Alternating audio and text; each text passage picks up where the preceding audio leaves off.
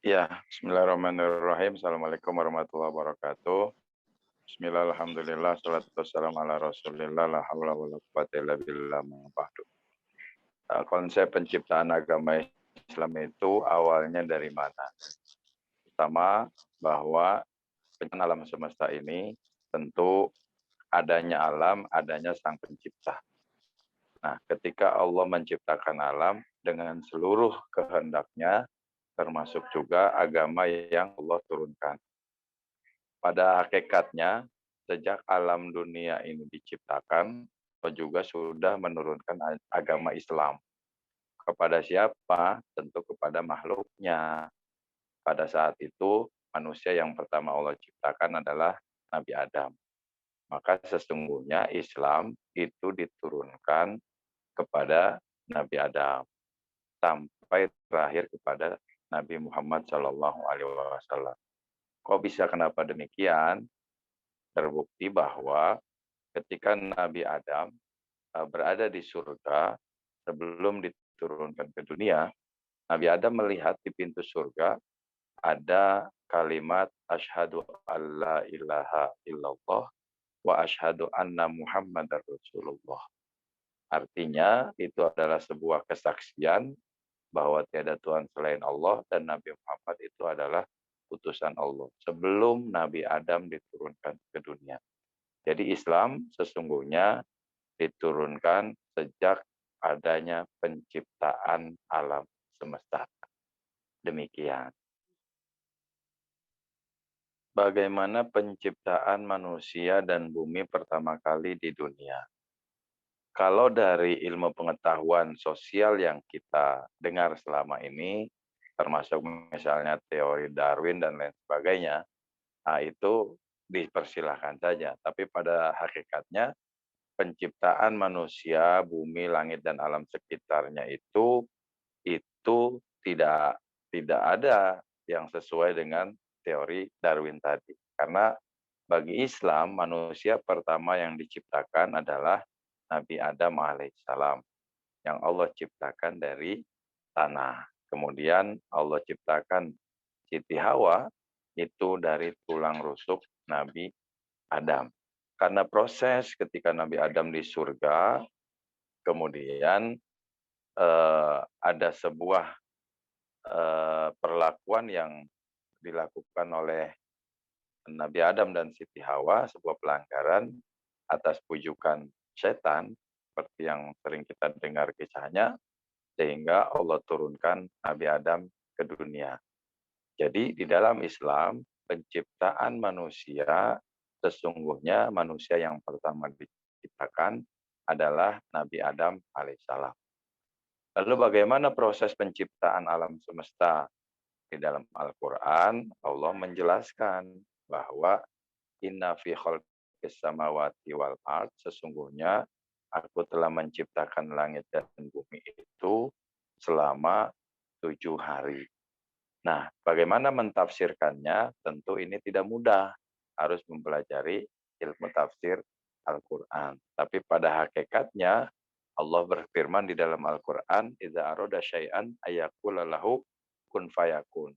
Sesungguhnya, jika Allah berkehendak terhadap sesuatu, maka Allah cukup mengatakan kun fayakun, jadi maka jadilah.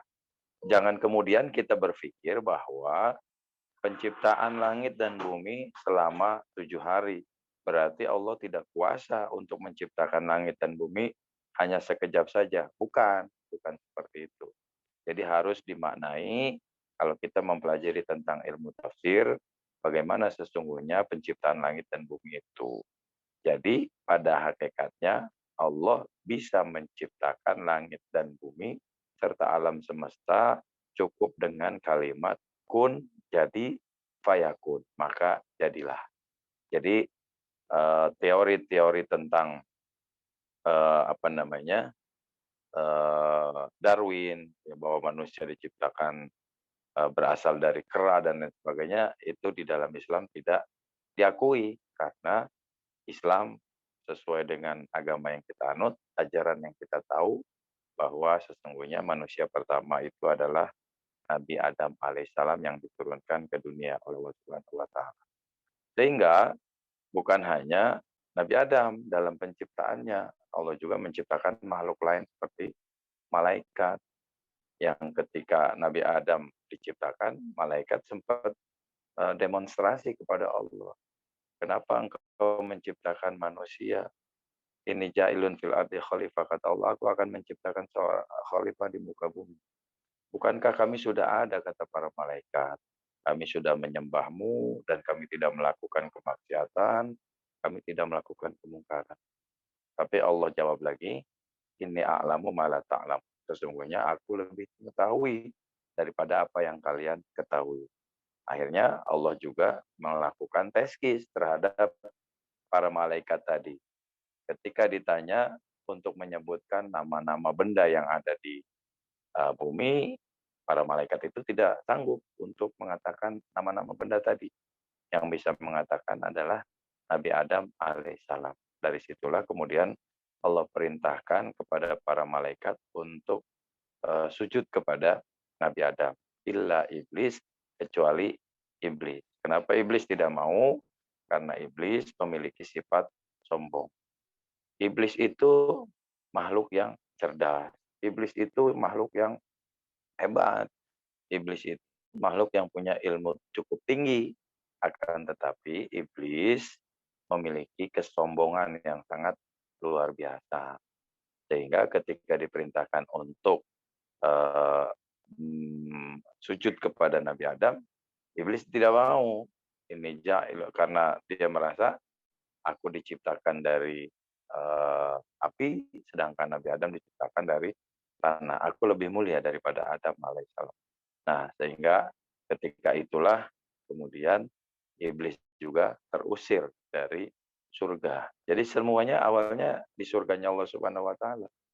Tapi karena kesombongan iblis, sehingga iblis terusir, Nabi Adam juga terusir ke dunia, akan tetapi iblis kemudian dilaknat oleh Allah Subhanahu wa taala karena kesombongannya. Jadi iblis bukan berarti makhluk yang bodoh. Iblis itu makhluk yang cerdas. Akan tetapi karena kesombongannya tadi.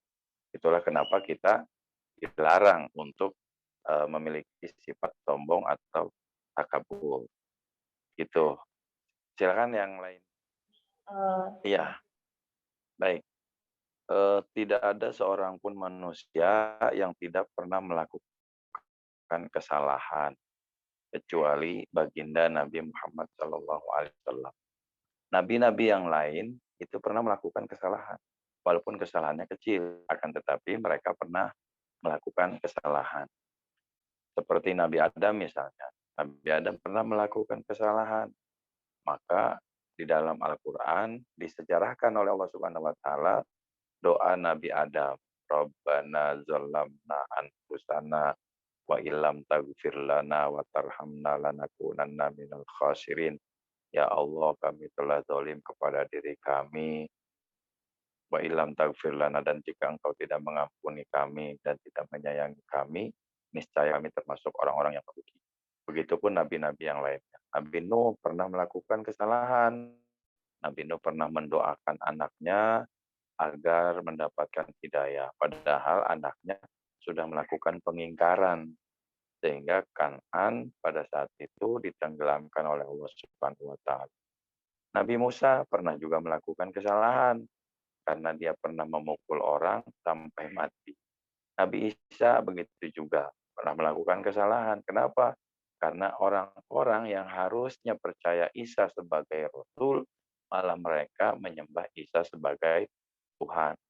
Nah, kecuali Nabi Muhammad. Itulah kenapa Nabi Muhammad dianggap sebagai Sayyidul Anbiya wal Mursalin, penghulu dari para nabi dan rasul, karena Nabi Muhammad tidak pernah melakukan kesalahan. Jadi manusia yang sempurna. Sehingga Nabi Muhammad akan diberikan hak oleh Allah Subhanahu wa taala memberikan syafaat kepada umat manusia, umat Nabi Muhammad Shallallahu alaihi wasallam di akhirat kelak. Nah, lalu bagaimana untuk mensikapi terhadap sebuah kesalahan yang pernah kita perbuat. Karena semua manusia tadi pertanyaannya pernah melakukan kesalahan. Lalu bagaimana cara mengobatinya? Di dalam Al-Quran, Allah menyatakan bahwa orang yang baik bukan berarti orang yang tidak pernah melakukan kesalahan. Ya, tolong dicatat, orang yang baik bukan berarti orang yang tidak pernah melakukan kesalahan. Akan tetapi orang yang baik adalah idza fa'alu fahishatan aw zalamu anfusahum zakarullah fastaghfaru lidzunubihim. Jadi orang yang pernah melakukan kesalahan, alladzina idza ja'alu fahishatan, dia melakukan kesalahan, kemungkaran, au zalamu anfusahum, atau dia zalim terhadap diri mereka sendiri, zakarullah, mereka ingat kepada Allah, fastaghfaru lidzunubihim, kemudian mereka memohonkan ampunan atas dosa yang pernah mereka lakukan.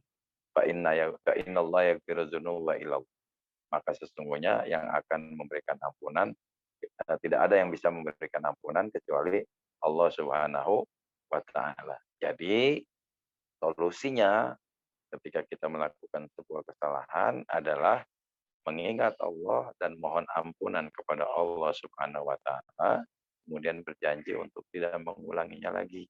Maka insya Allah kesalahan kita akan diampuni oleh Allah Subhanahu wa taala. Apalagi malam hari ini kita memasuki tanggal 1 Rajab.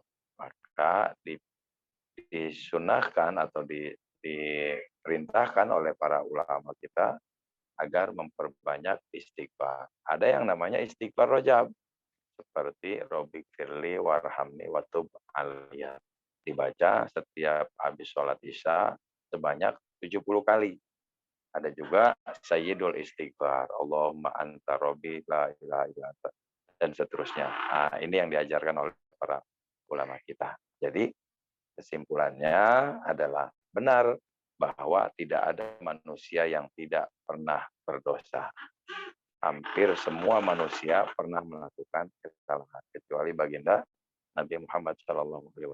Solusinya tadi, idza fa'alu fahisyatan, apabila kalian melakukan sebuah kesalahan, au zalamu anfusahum, atau menzolimi diri sendiri, zakarullah, ingat kepada Allah, fastaghfaru lidzunubihim, kemudian mohon ampunan kepada Allah atas dosa-dosa yang pernah dilakukan. Innallaha yaghfiru dzunuba illa anta, maka sesungguhnya yang tidak ada yang bisa mengampuni dosa kita kecuali Allah Subhanahu wa taala. Demikian. Apa sih tujuan akhir bagi kehidupan kita sebagai umat Islam? Tujuan akhir hidup kita, baik ketika kita diciptakan oleh Allah Subhanahu wa taala, adalah libtigha'i mardatillah. Tujuan akhir dari hidup kita adalah untuk mendapatkan ridho Allah Subhanahu wa taala. Kenapa? Karena dengan keridhaan Allah, maka kita akan mendapatkan surganya Allah Subhanahu wa taala. Apapun yang kita lakukan, hendaklah mencari ridho Allah. Di mana adanya ridho Allah? Tentu Islam mengajarkan kebaikan-kebaikan yang kita lakukan itu akan mendekatkan kita kepada keridhaan Allah Subhanahu wa taala. Melakukan kebaikan-kebaikan, berbuat baik terhadap diri sendiri, berbuat baik kepada keluarga, berbuat baik kepada teman, berbuat baik kepada sahabat, berbuat baik kepada siapapun, berbuat baik kepada seluruh makhluk Allah. Irhamu man fil ardi yarhamukum man fis sama. Berbuat baiklah, saling kasih sayanglah terhadap apa yang ada di bumi, maka akan diberikan kasih sayang oleh apa-apa yang ada di langit, para malaikat. Jadi kesimpulannya adalah apa tujuannya hidup kita? Untuk mencari ridho Allah Subhanahu wa taala dengan tetap berbuat baik, baik kepada diri sendiri seperti yang saya sampaikan tadi, maupun kepada orang lain, dengan tidak merasa lebih baik, apalagi merasa paling baik. Karena merasa lebih baik atau merasa paling baik itu sesungguhnya tidak baik. Kesimpulannya tadi ya, tetaplah berbuat baik kepada siapapun dengan tidak merasa lebih baik, apalagi merasa paling baik. Karena merasa lebih baik dan merasa paling baik itu tidak baik. Demikian.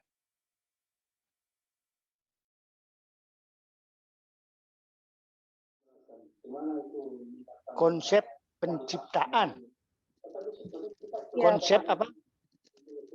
konsep penciptaan agama Hindu. Jadi awal mulanya agama Hindu ada itu karena ada kejadian apa gitu, Pak? Oh, jadi agama Hindu itu adalah kepercayaan hidup pada ajaran-ajaran suci yang diwahyukan oleh Tuhan Yang Maha Esa atau Brahman. Kalau dalam bahasa Hindunya itu Brahman, kalau misalnya di Muslim kan Allah gitu kan. Jadi yang bersifat langgeng, kekal dan abadi. Jadi agama Hindu itu ada karena bermula dari India di Sungai Suci Sindhu. Yang sesungguhnya semula itu bernama Sanatana Dharma. Bukan bernama Hindu. Dia baru bernama Hindu karena dia itu dikembangkan melalui tepi Sungai Suci Sindhu di India itu. Nah, itulah yang berkembang ke seluruh dunia. Dan kalau di Indonesia, khususnya di Pulau Jawa, pertama kali berkembang, setelah itu, sekarang itu di Bali. Namun Hindu di India dengan Hindu di Indonesia itu sama, hanya budayanya yang berbeda. Jadi kalau ada yang namanya di Indonesia ada yang namanya Hari Raya Galungan, di India juga ada, tetapi namanya beda. Namanya Dasara Dasami. Jadi dia itu Hari Raya Galungan itu seperti di Indonesia berlangsung selama 10 hari sampai dengan Hari Raya Kuningan. Demikian yang dapat saya jelaskan tentang agama Hindu. Agama Hindu menggunakan kitab suci yang disebut Weda. Dan agama Hindu juga memiliki nabi. Nabinya itu adalah Maharshi Vyasa.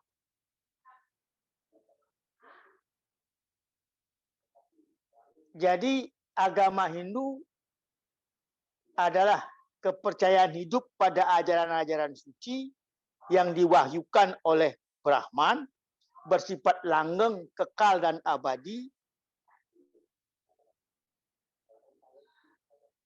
Ada dari dulu sampai saat ini. Demikian, Dek.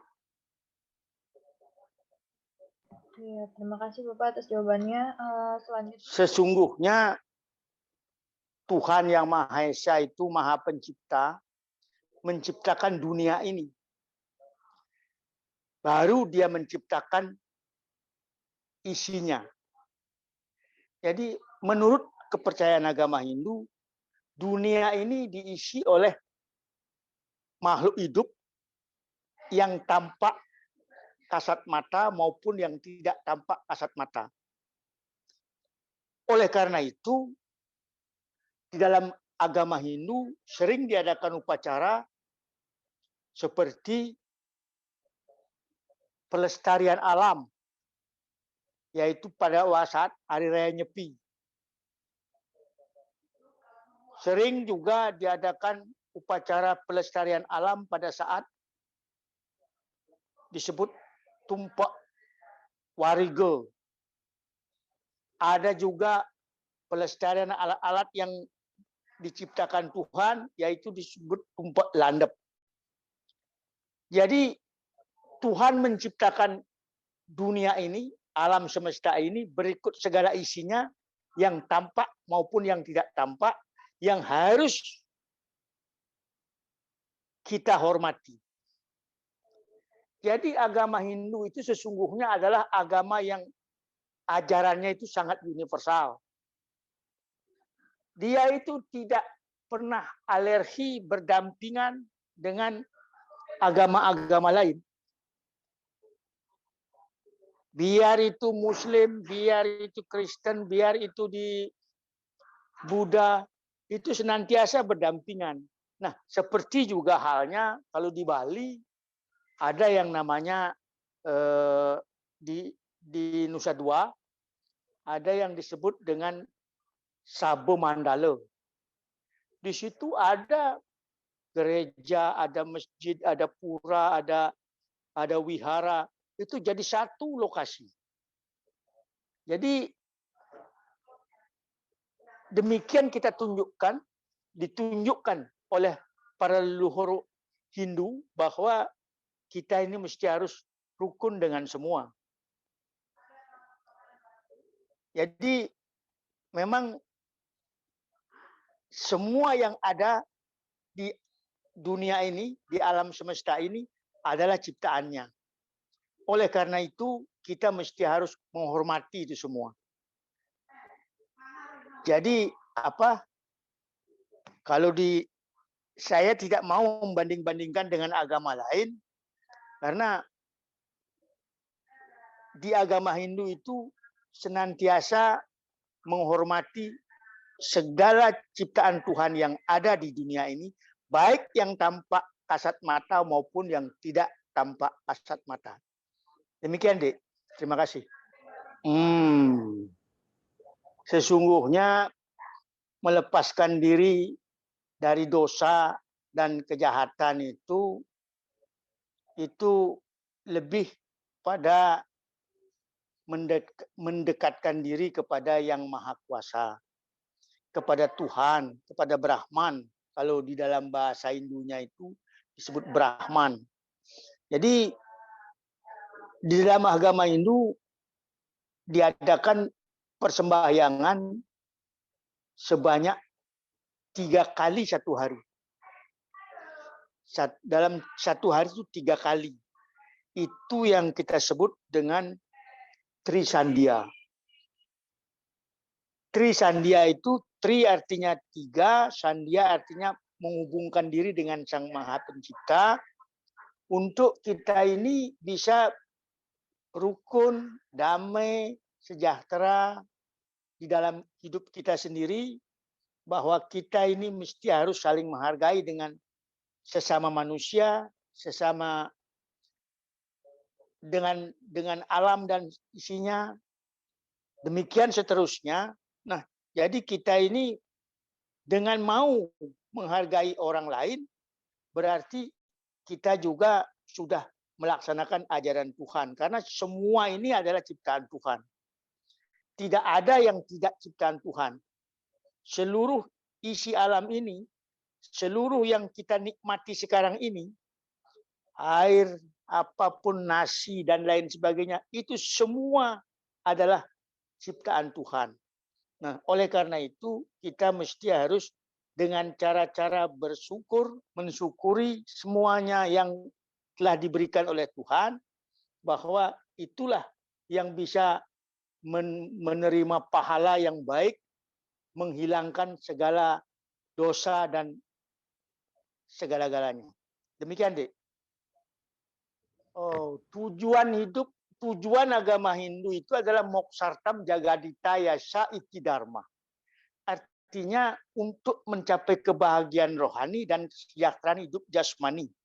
Itulah tujuan agama Hindu. Itulah tujuan hidup agama Hindu. Jadi agama Hindu itu tujuannya adalah moksartam jagadita yasa iti dharma, yang artinya bertujuan untuk kesejahteraan hidup jasmani dan kebahagiaan hidup rohani.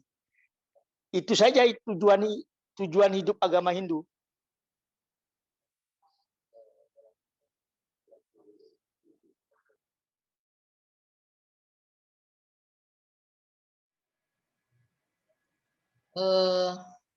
Yang kita tahu itu Konghucu kan dia memang asalnya dari negara Tiongkok ya. Nah, jadi ajaran-ajaran Nabi Konghucu itu sehingga menjadi kayak way of life seluruh orang Tionghoa yang ada dimanapun. Itu sudah menjadi way of life. Jadi yang lebih ditekankan kebanyakan orang mengambil ke budi pekertinya. Padahal sebenarnya agama Konghucu itu dia menekankan pada 3 aspek. Jadi pengenalan kepada antara manusia dengan Tuhan, ya. Kemudian bagaimana kita harus bisa memuliakan juga alam semesta dan juga memuliakan kepada sesama manusia. Jadi kita nomor 1 juga harus memuliakan Tuhan, karena Tuhan itu sebagai Guan Hing Lichen atau sebagai pencipta. Tuhan di agama Konghucu itu Tuhan yang maha sempurna, itu memiliki sifat-sifat Yuan. Misalnya Yuan itu Tuhan itu khalik semesta alam. Dia yang menciptakan alam semesta beserta isinya, ya. Tuhan itu maha kasih, prima causa sekaligus causa finalis. Jadi sebagai mula dan sebagai akhir dari semuanya. Kemudian Heng itu Tuhan sebagai yang maha besar, maha menjalin, maha menembusi, maha indah. Kemudian Tuhan sebagai Li, sifatnya Li itu maha pemberkah. Jadi menjadikan setiap pelaku itu menuai hasil perbuatannya. Jadi Tuhan itu maha adil. Dan Chen itu maha kuasa, maha kokoh, maha abadi hukumnya. Itu merupakan sifat-sifat Tuhan menurut perspektif agama Konghucu.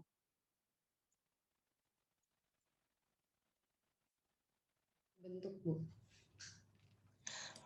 Kalau menurut agama Konghucu, memang kan kita tidak bisa melihat Tuhan ya. Tuhan itu tidak bisa dilihat, Tuhan itu tidak bisa didengar, Tuhan itu tidak bisa kita raba, tetapi Tuhan itu bisa kita rasakan. Kita bisa merasakan kehadiran Tuhan di atas dan di kanan kiri kita bisa merasakan. Bagaimana? Yaitu dengan kita melihat apa yang diciptakan oleh Tuhan. Alam semesta ini dari mana? Kalau bukan dari Tuhan ya. Cuma memang secara itu tidak disebutkan secara spesifik gitu. Yang pertama sekali siapa yang itu, tapi semuanya untuk penciptaan alam dan segala isinya sebenarnya itu ada di dalam kitab Yaking atau kitab perubahan, ada di situ. Memang sih itu cukup mendalam ya, cuma memang kita harus bisa meyakini bahwa Tuhan itu maha menciptakan segala sesuatu. Jadi kita semuanya ini manusia diciptakan memang dari bumi ya, kita berasal dari bumi dan tentunya ketika kita meninggal kita kembali lagi ke bumi. Jadi asalnya dari tanah kembali ke tanah. Kalau konsep itu kayaknya semuanya sama ya gitu. Tetapi kita punya roh dari Tuhan. Roh itu akan kembali lagi kepada Tuhan begitu kita meninggal. Nah, tersisa apa nih? Atma ya, jiwa, sukma. Nah, itu yang kita sebagai agama Konghucu harus selalu menyembayangi, karena arwah dari leluhur kita itu kita tidak tahu apakah sudah langsung kembali kepada Tuhan apa tidak. Jadi itu harus harus selalu kita sembayangi supaya menyatu, ling dan hunnya menyatu. Karena arwah itu dia kan suka jalan-jalan ya kemana gitu ya, bergentayangan. Jadi harus kita selalu sembayangi supaya dia tetap bisa kembali lagi kepada Tien gitu. Kalau roh langsung semangat tuh Ci itu langsung kembali kepada Tien, tetapi nyawa dan apa namanya nyawa dan juga roh ya, itu harus kita selalu, arwah kita itu harus kita sembayangin.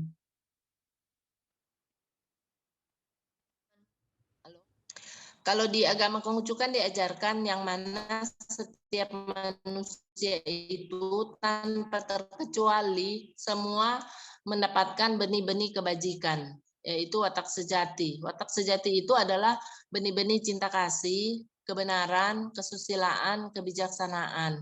Sehingga kalau kita bisa melaksanakan ini, benih-benih ini, cinta kasih, kebenaran, susila, bijaksana, tentu kita bisa menjadi orang yang dapat dipercaya.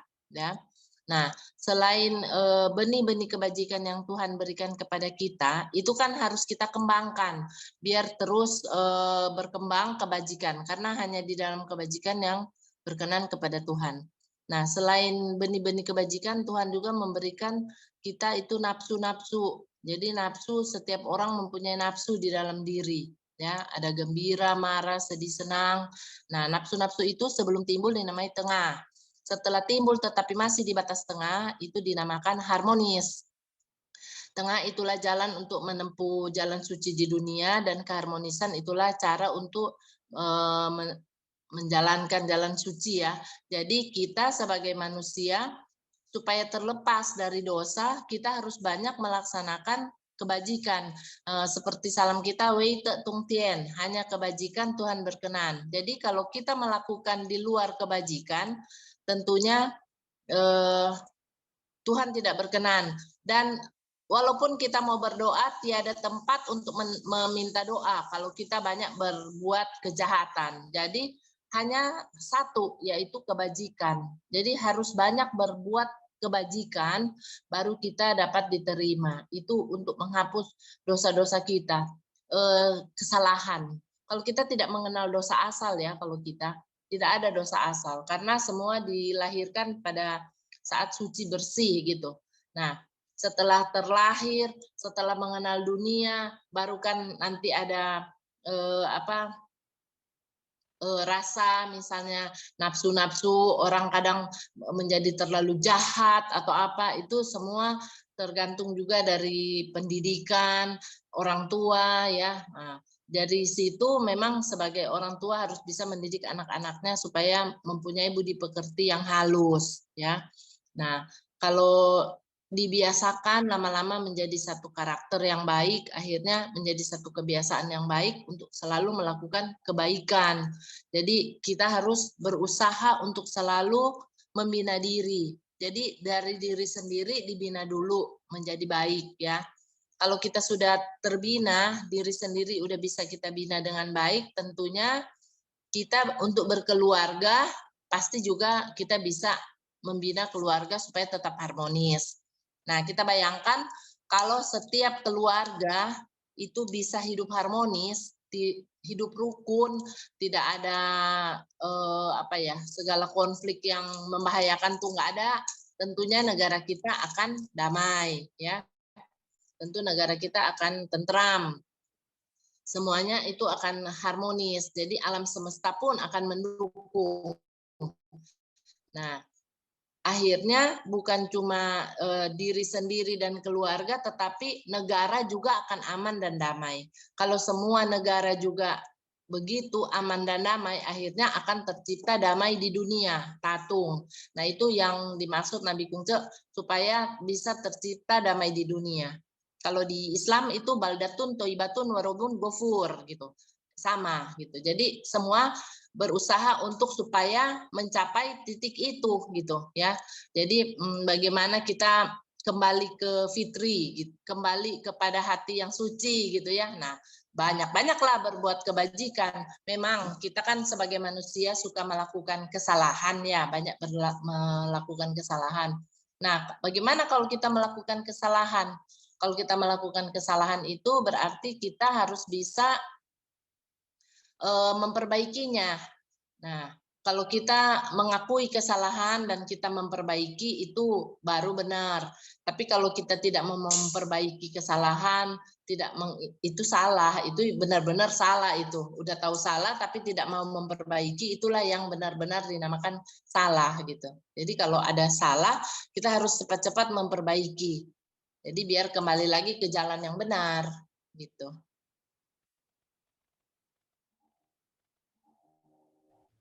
Baik Bu, lalu ada pertanyaan selanjutnya yaitu, apakah tujuan akhir dari manusia di dalam agama Konghucu? Tentunya kita semua orang yang hidup kan itu pasti akan mati, ya. Semua yang dilahirkan pasti akan mengalami kematian. Nah, tentunya kehidupan ini kan cuma sebentar, ya. Kehidupan abadi kan lebih lama. Tentunya kalau kita banyak berbuat kebajikan, kita tentunya di hari akhir kemudian kita sudah tidak usah memikirkan, aduh saya nanti masuk mana nih, ya kan? Ada konsep surga atau neraka gitu ya. Kalau di agama lain mungkin ada konsep surga neraka. Kalau di kita yang penting kita berbuat banyak kebajikan, pasti kita akan peitien. Peitien itu bersatu dengan Tuhan. Kita akan bahagialah di alam yang kekal gitu. Nah, semua tentu mau yang seperti itu kan. Jadi kita harus bisa banyak berbuat kebajikan. Jangan mengganggu orang, jangan berlaku yang nggak benar, karena semua itu akan mempengaruhi kan, gitu. Ingin bertanya, awal mula terbentuknya agama Kristen itu bagaimana ceritanya seperti apa ya Pak?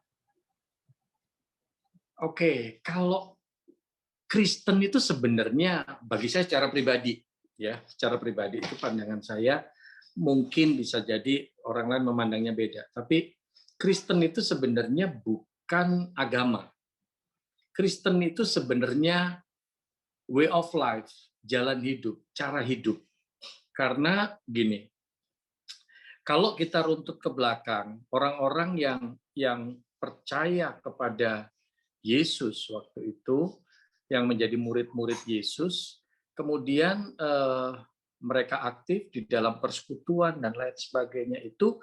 Nah, mereka itu khususnya di jemaat Antioquia. Jadi kan ada beberapa jemaat tuh sampai ketika Yesus sudah mati, bangkit terus dia naik ke sorga. Dan murid-murid itu di beberapa jemaat itu awalnya disebut Kristen itu di jemaat Antioquia. Itu ada di Kisah Para Rasul pasal 11 ayat 26. Jadi orang-orang menyebut Kristen itu karena dia dianggapnya dalam tanda petik sih. Seperti itu loh, orang-orang yang begitu yang kelakuannya kayak Kristus, nah itu disebut Kristen, itu murid-murid Kristus. Jadi sebenarnya kekristenan itu intinya bukan masalah ritual agamanya, tapi bicara tentang gaya hidup yang meneladani kehidupan Kristus itu sendiri. Harusnya kalau orang Kristen benar-benar memahami ke situ, hidup kita itu harusnya nggak cuma sekedar agama gue Kristen, tapi kita benar-benar mencoba mempraktekkan bagaimana kehidupan Kristus dalam hidup kita. Itu sih. Baik, Ya. Pertanyaan kedua, bagaimana dunia dan manusia terjadi menurut agama Kristen, Pak? Oke. Jadi awal dunia sama manusia terjadi gitu loh, Pak. Oke, kalau bicara tentang penciptaan dunia dan isinya, terus penciptaan manusia di dalam kekristenan, kita mesti basicnya di Alkitab, di kitab Kejadian pasal 1. Jadi Tuhan menciptakan hari pertama dia ciptakan apa, hari kedua apa, bla bla bla bla bla, terus sampai hari ke-6 dia menciptakan manusia. Nah, basicnya penciptaan itu di situ. Jadi dari hari ke-1 sampai hari yang ke-6. Jadi Tuhan awalnya ciptakan apa. Nah, nanti bisa dibaca tuh di Kejadian pasal 1 tuh di Alkitab ya. Karena kalau kita baca semua lama sekali itu bisa jadi karena panjang. Dan manusia itu sendiri diciptakan di hari ke-6. Tapi ada yang menarik bahwa Alkitab itu mengatakan manusia itu diciptakan menurut gambar dan rupa Allah. Itu yang menarik. Imago Dei, gambar dan rupa Allah. Gambar dan rupa Allah itu bukan berarti secara fisik. Artinya bahwa Allah mukanya kayak saya, atau kayak salah satu dari kita, atau itu bukan ngomong secara fisik. Tetapi gambar dan rupa Allah itu artinya manusia diciptakan memiliki kepribadian yang sama dengan Allah. Itu yang membedakan manusia dengan binatang. Jadi kita punya kepribadian, artinya manusia itu memiliki pikiran, perasaan, kemudian kehendak. Nah, itu 3 cirinya. Itu yang membedakan kita dengan binatang. Manusia punya pikiran. Kita bisa berpikir. Kalau binatang berjalan dengan insting. Itu yang membedakan. Kemudian manusia itu punya perasaan. Dan kita juga punya kehendak. Nah, manusia secara khusus diciptakan sama Tuhan sebagai gambar dan rupa Allah karena kita punya kepribadian itu. Tapi hal yang menarik lagi bahwa di kitab Kejadian pasal 1 ayat 26 sampai 28 itu Allah menciptakan manusia, Allah memberikan otoritas. Karena firman Tuhan bilang di kitab Kejadian bahwa Tuhan menciptakan manusia, kemudian Tuhan memberikan kuasa. Konteks kuasa dalam tanda petik. Itu artinya manusia itu diberikan otoritas untuk memanage isi dunia ini. Tetapi ketika manusia sudah hidup di dalam dosa, akhirnya konsep berkuasa itu jadi sifatnya lebih pada keserakahan. Segala sesuatu dieksploitasi untuk kepuasan manusia. Padahal tujuannya Tuhan bukan seperti itu. Manusia itu diberikan kuasa, artinya diberikan otoritas untuk mengelola, untuk memanage isi dunia ini. Dan hal yang menarik lagi dari Kejadian pasal 1 itu, ayat 26 sampai 28, bahwa Tuhan itu memberkati manusia. Jadi ketika kita diciptakan, kita itu diberkati. Ada berkat Allah di dalamnya. Nah, setiap kita yang percaya, kita itu diciptakan, kita diberkati oleh Tuhan. Tetapi ketika manusia sudah hidup di dalam dosa, iblis mengambil berkat itu. Maka dari itu ketika Yesus datang ke dunia, dia mau mengembalikan kehidupan manusia di dalam berkatnya Allah itu. Itu sih konsep apa ya, penciptaan isi dunia ini dan juga penciptaan manusia.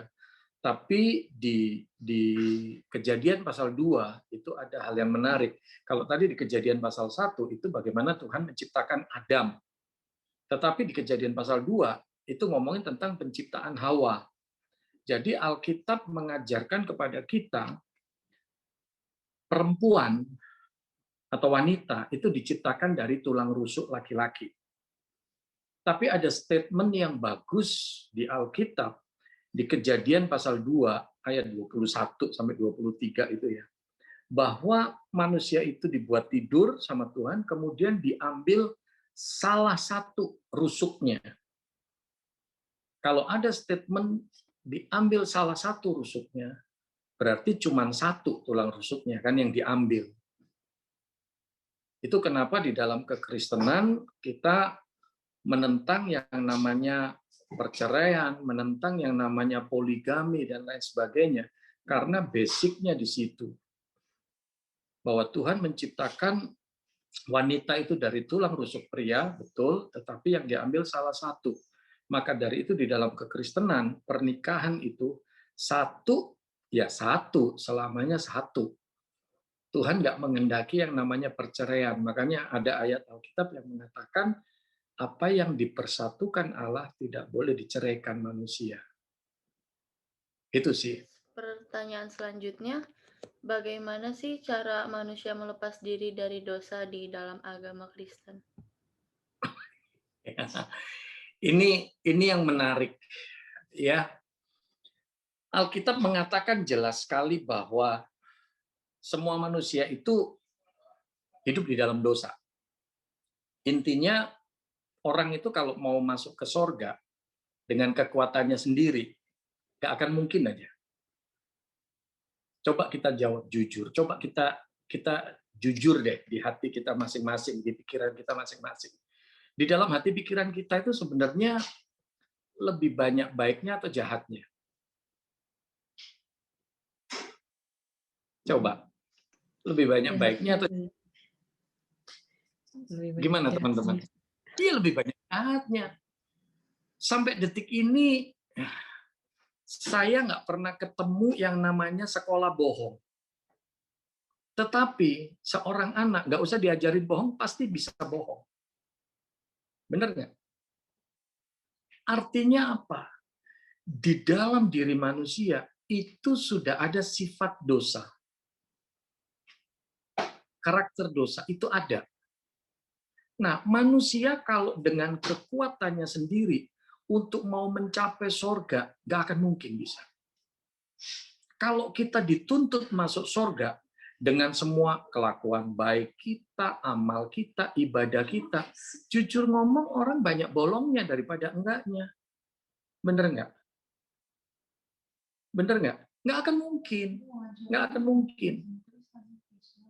Nah, jadi ini yang di dalam kekristenan tuh kita punya pandangan bahwa manusia nggak akan mungkin bisa mencapai surga dengan kekuatannya sendiri.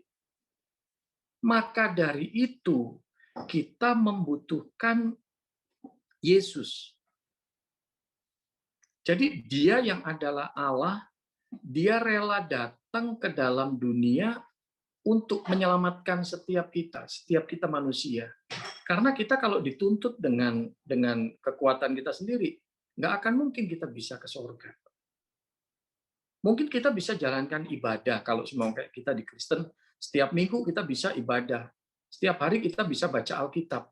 Tapi kalau hati kita jahat, ya tetap aja kan dosa juga, gitu kan? Contoh sepele, contoh kecil. Mungkin kita bisa mengatakan saya orang beragama, tapi kita di jalan ternyata apa? Kita naik motor nggak pakai helm, salah juga itu. Benar, dosa juga. Benar.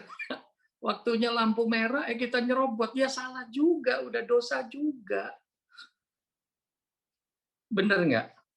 Nah jadi intinya sebenarnya setiap manusia itu nggak ada satupun kalau kita dituntut dari kekuatan kita ya untuk masuk ke surga, nggak akan mungkin. Nah Tuhan tahu itu, maka dari itu Tuhan rela datang ke dunia, menjelma menjadi manusia, yaitu di dalam diri Yesus. Kalau di Muslim disebutnya Isa, gitu ya, di dalam diri Yesus. Mungkin orang melihatnya, oh dia kan cuma manusia, tapi sesungguhnya dia adalah Tuhan yang menjelma jadi manusia. Tujuannya apa? Tujuannya untuk memberikan pengampunan, memberikan keselamatan. Kak Sam ambil contoh simpel gini deh. Presiden kita kan Jokowi. Bener nggak? Teman-teman presidennya sama nggak? Atau ada yang presidennya Biden? Enggak kan? Sama-sama kan? Jokowi presidennya ya. Kita warga negara Indonesia. Tapi kalau seumpama sekarang kita mau masuk ke Istana Negara, bisa nggak? Enggak. Pasti susah. Bener nggak? Pas pampres pasti nyegap, wah gini. Nah, tetapi kalau seumpama sekarang Pak Jokowi datang ketemu sama teman-teman, entah di kampus, entah di mana, tiba-tiba ketemu sama teman-teman, terus Pak Jokowi cuman kasih selembar kertas lah, Kertas apa aja, minta sama teman-teman, tolong dong minta dong kertas lembar. Terus ditulis, besok siang teman-teman yang namanya ini, silakan datang ke istana. Saya mau makan siang dengan teman-teman. Nama kalian disebut sama Pak Jokowi. Oke. Dengan modalan kertas itu, kalian bisa datang ke istana nggak? Bisa masuk nggak? Dan di kertas itu disebutin nama kalian, tulisannya Pak Jokowi, ada tanda tangannya Pak Jokowi. Dengan modalan kertas selembar itu kalian bisa masuk nggak ke istana? Bisa nggak? Bisa. Kalian bisa makan siang nggak? Dijamin bisa ketemu Pak Jokowi nggak? Bisa. Kertasnya sih nggak ada artinya, teman-teman. Kertasnya itu biasa. Tapi siapa yang nulis di dalamnya, itu yang luar biasa. Nah, begitu pula Yesus. Ketika Yesus datang ke dalam dunia, dia menyampaikan firman-Nya bahwa setiap orang yang percaya kepada Yesus, dia diampuni dosanya dan dia diberikan kehidupan yang kekal di surga. Firman Yesus itu yang ada di Alkitab. Alkitabnya sih kertas biasa, tapi message yang ada di dalamnya itu yang luar biasa. Nah, itu yang kita pegang dalam kehidupan iman kita. Yang membebaskan kita dari segala dosa. Yaitu apa? Pengakuan iman percaya bahwa kita sudah diampuni melalui kematian dan kebangkitan Yesus. Gitu. Kak Sam tadinya, ya jangan panggil Om Sam, panggil aja Kak Sam. Kak Sam tadinya juga hidupnya nggak beres. Kak Sam hidupnya tadinya amburadul. Ngerokok, mabok, judi, hidup berandalan, gerombolan sama tukang copet, dan lain sebagainya. Hidupnya Kak Sam nggak benar. Tetapi yang Kak Sam tahu, ketika Kak Sam STM kelas 2 tahun 87, Kak Sam bertobat, Kak Sam terima Yesus sebagai Tuhan dan Juru Selamat. Kak Sam yakin, Kak Sam diampuni. Kak Sam yakin, Kak Sam menerima keselamatan yang dari Tuhan. Karena itu yang Tuhan janjikan di Alkitab. Jadi kita diampuni, kita dibebaskan dari segala dosa bukan karena kekuatan kita, tapi karena iman, percaya kepada Yesus yang sudah mati dan bangkit itu. Simpelnya sih seperti itu. Simpelnya sih begitu. Maka dari itu, setiap orang yang percaya kepada Yesus, yang benar-benar dia berpegang iman kepada Yesus, kita mesti punya keyakinan bahwa dosa kita di masa lalu, Tuhan sudah ampuni. Kak Sam yang tadinya hidupnya amburadul, berontak sama orang tua, dan lain sebagainya, gerombolan sama tukang copet, tukang tawuran, mabok, judi, segala macam. Yang Kak Sam tahu dari Alkitab bahwa dosanya Kak Sam sudah diampuni. Dan anytime Kak Sam meninggal, Kak Sam nggak perlu takut. Karena apa? Alkitab mengatakan jelas sekali bahwa setiap orang yang percaya kepada Yesus, kita diberikan hidup yang kekal di surga. Makanya kenapa kalau kita orang Kristen meninggal, coba lihat di koran aja, atau pengumuman dimanapun, kita lihat, telah pulang ke rumah Bapa. Karena Yesus sendiri janji, di rumah Bapakku banyak tempat. Yesus sekarang naik ke sorga, menyediakan tempat buat kita. Makanya itu yang jadi pengakuan iman kita, itu yang menjadi kepercayaan kita bahwa kita sudah diampuni dari semua dosa kita, dan kita diberikan keselamatan.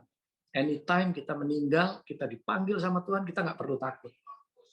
Makanya Alkitab juga ngajarin kita bahwa bagiku hidup adalah Kristus. Artinya ketika kita hidup untuk Tuhan, untuk melayani Tuhan. Tapi juga dikatakan bahwa bagiku hidup adalah Kristus, mati adalah keuntungan. Buat orang Kristen yang benar-benar percaya, kematian itu bukan sesuatu yang menakutkan. Tapi kematian itu momennya kita istirahat dari semua jerih lelah di dunia, dan momentumnya untuk kita hidup di sorga bersama dengan Tuhan. Itu. Jadi kita diampuni, kita diselamatkan bukan karena kehidupan kita lebih baik dari orang lain, bukan karena amal ibadah kita. Itu Alkitab nulis bahwa kita diampuni, kita disucikan, kita diselamatkan karena kasih karunia-Nya Tuhan. Only by grace. Jadi kita diselamatkan itu karena kasih karunia-Nya Tuhan, karena kemurahan-Nya Tuhan. Karena Allah yang mau datang tadi ke dunia tuh nyelamatin kita. Itu sih kira-kira yang bisa dijelasin. Selanjutnya Pak, yaitu apa tujuan akhir dari kehidupan manusia di dalam agama Kristen? Ya, kalau ngomongin tujuan akhir, jadi gini.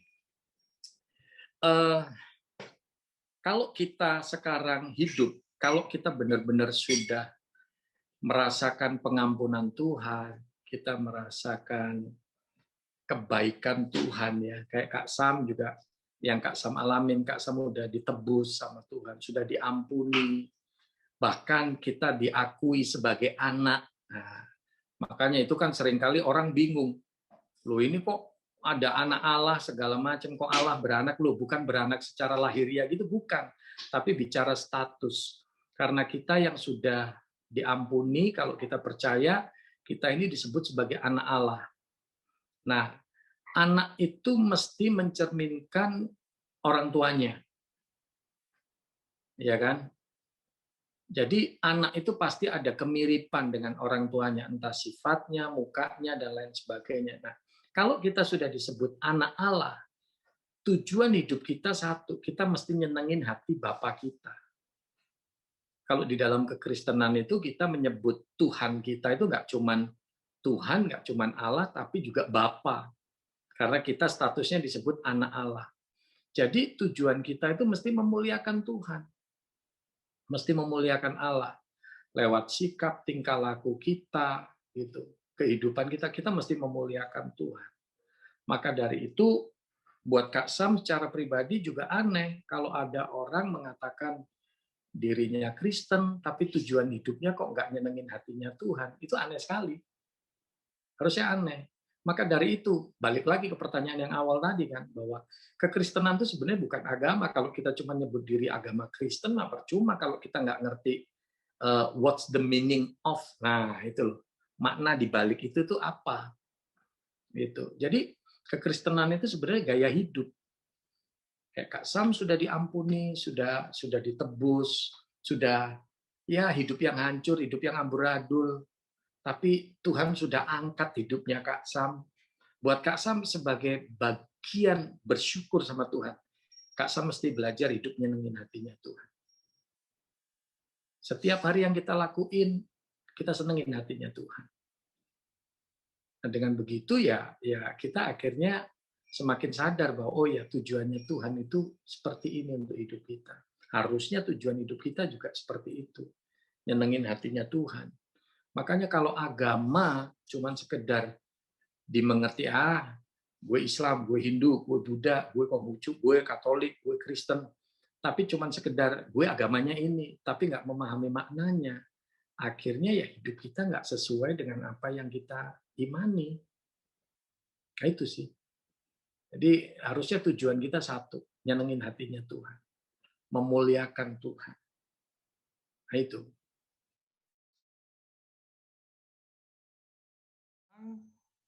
Bagaimana awal mulanya terciptanya agama Buddha?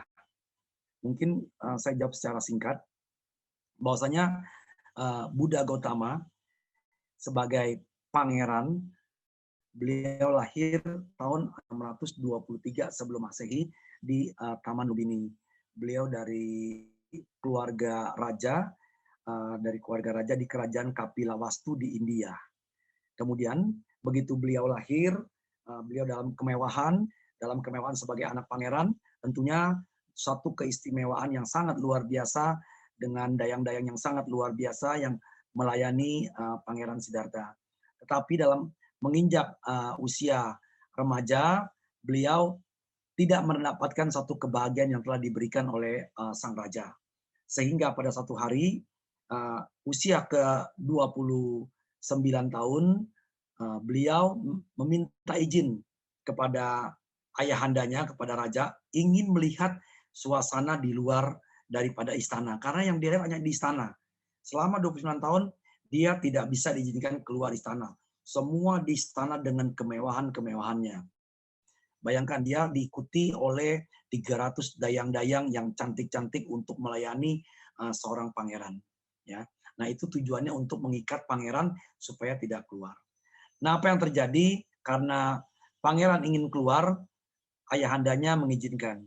Apa yang dia lihat pertama kali setelah dia keluar dari istana, yang dia lihat adanya orang sakit. Nah, dia nggak pernah lihat itu yang namanya orang sakit. Dia tidak pernah melihat itu orang apa bisa mengerang-merang begitu, teriak-teriak kesakitan, itu orang apa. Lalu pengikutnya mengatakan itu orang sakit. Orang sakit itu apa katanya? Ditanya sama pengikutnya. Dijelaskanlah oleh pengikutnya orang sakit itu adalah yang menderita penyakit dan badannya tidak kuat sehingga dia mengerang-ngerang kesakitan. Buat kita mungkin melihat orang sakit hal yang biasa, tapi buat seorang pangeran Siddhartha melihat hal itu sangat sedih dan sangat bingung. Kenapa ada orang sakit katanya? Lalu jalan lagi. Lihat jalan lagi dia ketemu orang tua yang jalannya bungkuk-bungkuk. Dia tanya lagi sama pengikutnya, "Cana, itu siapa?" Lalu kusirnya namanya pengikutnya yang bernama Cana menjelaskan itu adalah orang tua pangeran. Orang tua itu apa? Nah, orang tua itu adalah orang yang sudah tua katanya. Loh, dia bilang, apakah aku akan menjadi orang seperti tuain juga seperti itu? Oh iya, katanya, kita semua akan jadi orang tua. Wah, tambah beban lagi, 2 beban dia. Jalan lagi yang ketiga.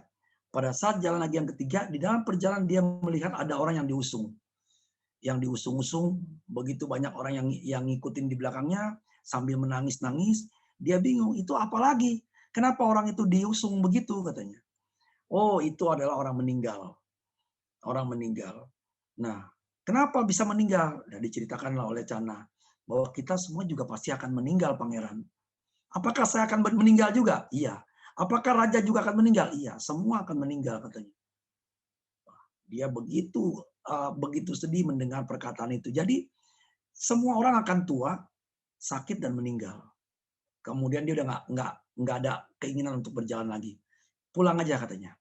Pulang. Nah, di dalam perjalanan itu dia melihat ada orang pertapa memakai baju kuning, selendang kuning kayak begini. Pulang, lalu kemudian ditanya, "Lu, itu orang siapa begitu agungnya?" katanya. Begitu agungnya, begitu tenangnya, berjalan dengan tenang, muka begitu bercahaya. Dibilang itu seorang pertapa. Oh, orang pertapa. Ya udah, dia balik ke istana. Begitu sampai di istana, dia terbayang-bayang keempat hal itu. Orang tua, orang sakit, orang mati, dan orang pertapa. Lalu dia keesokan harinya dia menghadap kepada raja. Dia bilang, "Ayahanda, izinkan saya untuk keluar dari istana." Kenapa katanya? "Saya ingin mencari obat. Saya ingin mencari obat. Kenapa orang itu bisa tua? Pasti ada obatnya. Kenapa orang bisa mati? Pasti ada obatnya." Dia bilang. "Kenapa orang bisa sakit? Pasti ada obatnya." Raja mengatakan, "Tidak mungkin. Tidak mungkin ada obat itu di dunia ini. Karena semua yang dilahirkan pasti akan mengalami itu." Pangeran tidak mau terima. "Enggak. Saya yakin pasti ada obatnya. Saya yakin ada obatnya." Nah, kemudian karena udah si pangeran bersikeras seperti itu, ayahandanya dengan berhati mengizinkan anaknya untuk keluar dari sana, meninggalkan kemewahannya, dan dia menjadi seorang pertapa. Dia hanya memakai kain kuning. Kemudian beliau bertapa menyiksa diri kurang lebih sampai selama 6 tahun. Nah, selama 6 tahun itulah beliau bertapa, kemudian beliau akhirnya mencapai penerangan sempurna. Beliau mendapatkan obat. Bagaimana seseorang itu bisa tidak menjadi tua, tidak bisa meninggal, tidak bisa menjadi sakit, dan obatnya beliau sudah menemukan, yaitu jalan tengah. Nah, mungkin yang dimaksud dari adik-adik sekalian itu adalah dari mana mulai agama Buddha itu lahir. Jadi menurut saya jawabannya adalah setelah beliau mendapatkan obat tersebut mencapai penerangan sempurna. Kemudian setelah beliau mencapai penerangan sempurna dalam usia ke-35 tahun, beliau kemudian membabarkan apa yang beliau dapatkan itu. Nah, dari situlah mulai dikenal ajaran agama Buddha. Saya rasa seperti itu jawaban singkat saya. Pertanyaan kedua, di dalam agama Buddha, bagaimana dunia dan manusia bisa tercipta, Pak? Ya, menurut ajaran agama Buddha, manusia itu tidak diciptakan. Alam semesta ini juga tidak diciptakan. Karena menurut agama Buddha, manusia ini lahir itu karena adalah perbuatan akibat perbuatannya sendiri. Atau yang disebut dengan karma. Lalu pertanyaannya, bagaimana karma itu bisa orang berbuat? Seseorang bisa melakukan perbuatan seperti kita sekarang ini. Contohlah saya banyak melakukan perbuatan-perbuatan baik atau buruk. Semenjak saya dilahirkan di dunia ini, banyak perbuatan-perbuatan buruk yang saya lakukan. Itulah yang disebut adalah karma. Karma yang saya lakukan, baik atau buruk, itu yang mendorong. Yang mendorong setelah kematian saya harus kembali mempertanggungjawabkan perbuatan saya. Sebagai apa? Tergantung dengan perbuatan yang saya lakukan. Jadi perbuatan itulah yang mendorong saya lahir kembali. Jadi saya lahir kembali ke dunia ini sekarang ini bukan karena saya diciptakan, tetapi karena perbuatan saya yang lampau yang saya lakukan. Pertanyaannya kembali, kenapa saya bisa melakukan perbuatan baik atau buruk? Karena saya mendapatkan atau mempunyai kebodohan batin. Kebodohan batin itulah yang mendorong saya melakukan perbuatan-perbuatan baik atau buruk. Karena batin saya tidak tahu. Batin saya tidak tahu mana yang baik, mana yang buruk. Mana yang bermanfaat, mana yang tidak bermanfaat. Mana yang menguntungkan, mana yang tidak menguntungkan. Itulah yang menyebabkan saya melakukan perbuatan-perbuatan. Perbuatan itulah yang mendorong saya lahir kembali. Seperti itu. Alam semesta. Alam semesta juga tidak diciptakan menurut agama Buddha. Tetapi melalui satu proses yang jutaan, mungkin miliaran, mungkin triliunan tahun lamanya, bahkan tidak terhitung lamanya, dunia ini berevolusi. Alam ini berevolusi. Contoh, yang disebut kiamat. Nanti alam semesta ini akan hancur. Akan hancur datangnya kiamat. Kiamat tentunya kiamatnya berbeda dengan masing-masing ajaran ya. Tentunya pasti berbeda. Nah, satu saat alam semesta ini akan hancur. Lalu bagaimana alam nanti akan tercipta lagi? Alam semesta ini akan tercipta lagi berdasarkan revolusi. Berdasarkan evolusi ini dengan adanya angin, adanya udara, adanya panas, adanya suhu dan lain sebagainya, ini membentuk gumpalan dari mulai cairan, kemudian mengental, mengeras dan seterusnya. Sehingga dengan evolusi kurun waktu yang tidak terhitung lamanya ini terbentuknya alam semesta ini. Jadi tidak diciptakan menurut agama Buddha. Seperti itu. Di dalam Buddha itu bagaimana manusia melepas diri dari perilaku dosa dan kejahatan? Ya, untuk menurut agama Buddha, manusia tadi yang seperti yang pertama Pangeran Siddhartha keluar dari istana untuk mencari obat itu adalah, ini pertanyaan dari Nada, ini nyambung sekali. Ya itulah obat yang ditemukan oleh Pertapa Siddhartha menjadi Buddha. Apa obatnya? Obatnya adalah jalan tengah. Jalan tengah itu yang disebut dalam bahasa Pali Majjhima Patipada, ya, yaitu jalan tengah. Jalan tengah berruas 8. Yang berisi adalah 8 ruas jalan utama, yaitu dibagi menjadi sila, samadhi, dan panya. Sila itu menjadi 3 bagian. 3 bagian yaitu ucapan benar. Ucapan benar, kemudian perbuatan benar yang kedua. Yang ketiga, bermata pencarian yang benar. Kemudian kalau ucapan benar, perbuatan benar, pencarian kita benar, itu juga masih nggak cukup. Harus ada samadhi yang benar. Samadhi yang benar yaitu upaya benar, usaha yang benar. Kalau kita ada usaha yang benar, baru kita bisa mendapatkan perhatian yang benar. Setelah perhatian yang benar, baru bisa mendapatkan konsentrasi yang benar atau samadhi yang benar. Dengan samadhi yang benar, maka kita mendapatkan yang disebut panya. Yang kedua, yaitu pandangan benar. Pandangan benar. Baru terakhir pengertian yang benar. Ya. Jadi itulah bagaimana seseorang bisa keluar yang disebut dari dosa. Baru seseorang bisa keluar dari yang disebut lingkaran kebodohan batin, kemudian keserakahan, kemudian kebencian. Kebencian itu yang kita sebut dosa. Keserakahan, keserakahan itu loba, dan kebodohan yang tadi saya sebut itu adalah moha. Ya, jadi untuk keluar dari loba, dosa, kebencian, kemudian dari kebodohan batin adalah dengan mempraktekkan, menjalankan jalan tengah yang berruas 8. Pandangan benar, pengertian benar, kemudian samadhi yang benar, perhatian yang benar, kemudian usaha yang benar, ucapan yang benar, perbuatan benar, dan pencarian benar. Baru kita bisa keluar dari lingkaran daripada kelahiran dan kematian. Seperti itu. Baik, pertanyaan keempat, bagaimana tujuan akhir dari kehidupan manusia menurut ajaran Buddha, Pak? Iya, ini pertanyaan yang sangat menarik. Tujuan umat Buddha adalah bagaimana kita bisa keluar tadi. Bagaimana kita bisa keluar dari lingkaran kehidupan dan kematian. Karena menurut ajaran Buddha, kematian adalah bukan akhir daripada satu kehidupan. Karena setelah kematian akan ada lahir kembali. Yang tadi saya katakan di awal, untuk mempertanggungjawabkan perbuatan kita baik atau buruk. Jadi setelah kita meninggal, kita lahir kembali. Entah di alam mana, kita akan lahir kembali. Ya, karena menurut ajaran agama Buddha, ada 31 alam kehidupan. Ya, di samping neraka, surga yang kita kenal. Tetapi ada 31 alam kehidupan. Ya. Nah, setelah kematian itu kita akan lahir kembali di alam-alam selanjutnya. Kita nggak tahu lahir di alam apa. Bisa lahir di alam neraka, bisa lahir jadi setan, bisa jadi binatang, bisa jadi dewa, dan lain sebagainya, kita nggak tahu.